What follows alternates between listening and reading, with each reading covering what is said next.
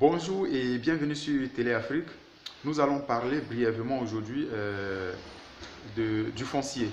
Je ne suis pas expert en foncier, mais à travers ma petite expérience, je pense que mes connaissances peuvent aider beaucoup de personnes à travers cette chaîne. Donc si vous êtes nouveau sur Télé Afrique, abonnez-vous, activez la cloche de notification et puis partagez nos vidéos. Voilà, quand je parle de foncier, c'est-à-dire je vais vous montrer les techniques qu'il vous faut pour vérifier si un site, un lotissement est approuvé avant d'acheter votre terrain. Voilà, comment est-ce que vous pouvez vérifier? Donc déjà, comment se font les lotissements? Les lotissements, c'est-à-dire quand vous prenez une ville à Abidjan, vous trouvez plusieurs quartiers. Ces quartiers-là, à la base, c'était des villages d'abord. Et ces villages se sont développés au fur et à mesure. C'est comme ça dans toutes les villes partout au monde. Donc il y a d'abord les propriétaires terriens, c'est-à-dire ceux qui ont duré sur cette terre-là. Donc légalement, ils possèdent le droit coutumier. Ils possèdent le droit coutumier. Donc généralement, ce droit, il est su. Il n'est pas écrit, il est su, soit par le chef du village, par les différentes familles qui se sont partagées ces terrains-là. Et chacun a accueilli, par exemple, son étranger ou bien a vendu une parcelle de son terrain, a cédé certains droits, voilà, si on peut le dire ainsi. Et aujourd'hui, avec le développement, avec l'éducation, avec l'école, il y a maintenant des documents afférents à des terrains en fait. C'est comme les êtres humains. Avant, on n'avait pas d'extrait de naissance, on n'avait pas de carte d'identité. Et avec l'administration, aujourd'hui, il y a les extraits de naissance, il y a les avis de naissance, il y a les cartes d'identité, il y a les attestations, il y a des documents. Donc, c'est la même chose comme pour les terrains. Les terrains n'avaient pas de documents. Mais maintenant, on commence à enregistrer. C'est-à-dire l'État de Côte d'Ivoire, à la base, a une carte pour tout le territoire. Donc, il y a des zones qui sont réservées pour les industries. Il y a tous ces projets-là, même des projets qui ne sont pas encore réalisés. Mais sur le site du ministère de la Construction, vous avez ces différents projets-là. Par exemple, il y a celui du Grand Abidjan que je vais vous montrer dans cette vidéo-là. Donc un lotissement, comment ça se fait? Le propriétaire terrien ou bien les propriétaires terriens, c'est-à-dire ceux qui détiennent les droits coutumiers de cette parcelle-là, s'ils décident consensuellement de faire un lotissement pour que les gens puissent acheter ces terrains-là et construire des maisons, des habitations ou bien des magasins, des bureaux, tout ça, mais ces personnes vont faire ce qu'on appelle un lotissement. Donc ils vont faire appel à un expert géomètre, un expert topographe, ou bien à un cabinet, une société qui est spécialisée dans le lotissement. Donc l'entreprise ou bien le géomètre va faire des enquêtes dans la famille. Si c'est plusieurs familles qui donnent ces terrains-là, les géomètres vont faire des enquêtes qu'on appelle les enquêtes commodo et incommodo. Ils vont déposer ces PV-là au niveau du chef du village pour les faire signer par tout un chacun, tous les membres de la famille, pour savoir si tout le monde est d'accord, s'il n'y a pas de litige. Et s'il y a un litige, régler d'abord le problème avant de continuer le lotissement. Donc après cette étape, ils vont envoyer les documents aussi à la sous-préfecture pour les faire valider et au niveau de la commune, au niveau de la mairie aussi. Et ensuite, ils envoient ça à la construction. Donc si c'est un grand lotissement, mais les géomètres vont pouvoir chercher ce qu'on appelle l'approbation auprès du ministère de la Construction pour que les futurs acquéreurs de ces terrains-là puissent faire la demande de leur ACD, pour que l'État les cède ces parcelles-là définitivement. Donc l'ACD, c'est ce qu'on appelle l'arrêté de cession, de concession définitif. Voilà.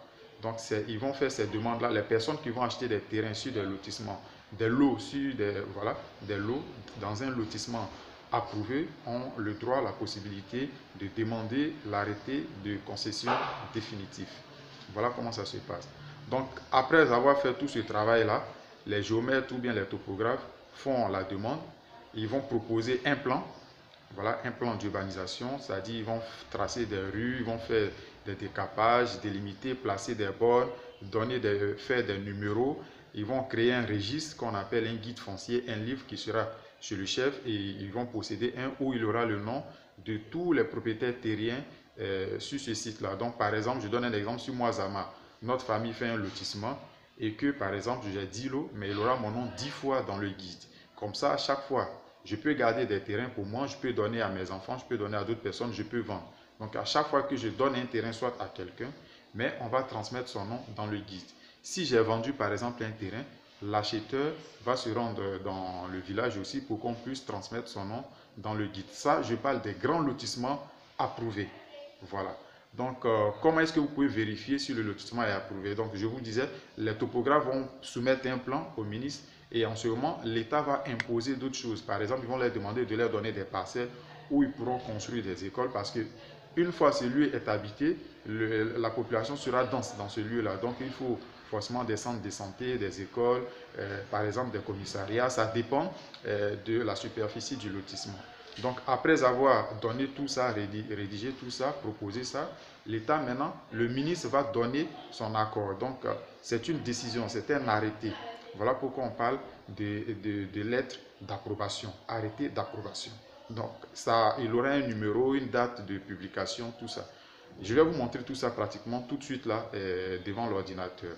Donc, c'est en ce moment-là, on dit que le lotissement est approuvé parce qu'il y a un décret ministériel signé par le ministre de la Construction, du Logement et de l'Urbanisme. Donc, tout de suite là, je vais vous montrer ces documents-là.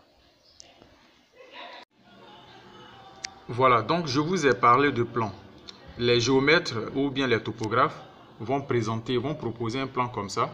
Voilà, selon la parcelle, ils vont définir, ils vont faire des dimensions, donner les dimensions des différents terrains, prévoir des rues, tout ça, pour que les gens puissent avoir accès à leur terrain.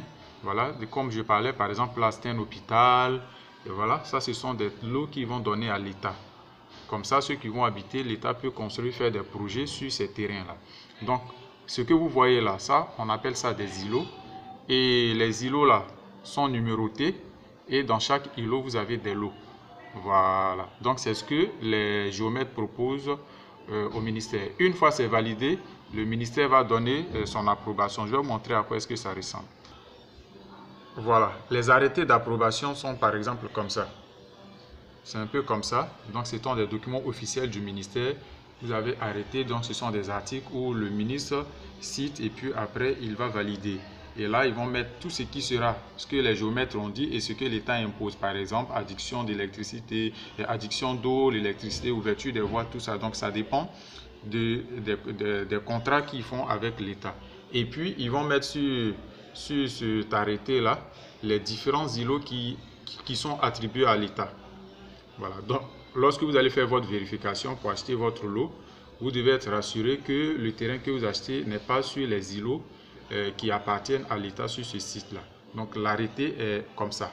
Ils vont mettre le nom du lotissement, les différents numéros d'approbation, tout ça, c'est ce qu'on appelle approbation. Voilà. Et là, donc après ça maintenant, après avoir fait le lotissement, les topographes maintenant vont faire ce qu'on appelle un guide et puis ils vont produire une attestation villageoise ou bien attestation d'attribution. Je vous montre comment est-ce que ça se présente. Là, je parlais de guide. Le guide, c'est comme un gros cahier en fait, où il y a le nom de tous les propriétaires terriens et puis il y a des cases vides. Donc, à chaque fois que vous léguez votre terrain, vous donnez vos droits à quelqu'un ou bien vous vendez le terrain, mais la personne va aller à la chefferie et au ministère de la Construction pour pouvoir transmettre son nom. On appelle ça une mutation dans le guide. Donc, il y a une somme à payer en fait.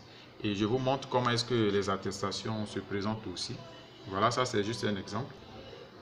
Voilà, donc par exemple, ils vous font ça, attestation d'attribution, où ils vont mettre le nom du lotissement, l'arrêté d'approbation, la ville, commune, l'entreprise qui fait, tout ça signé par les chefs. Il y a d'autres qui vont jusqu'à mettre même des stickers sur les attestations.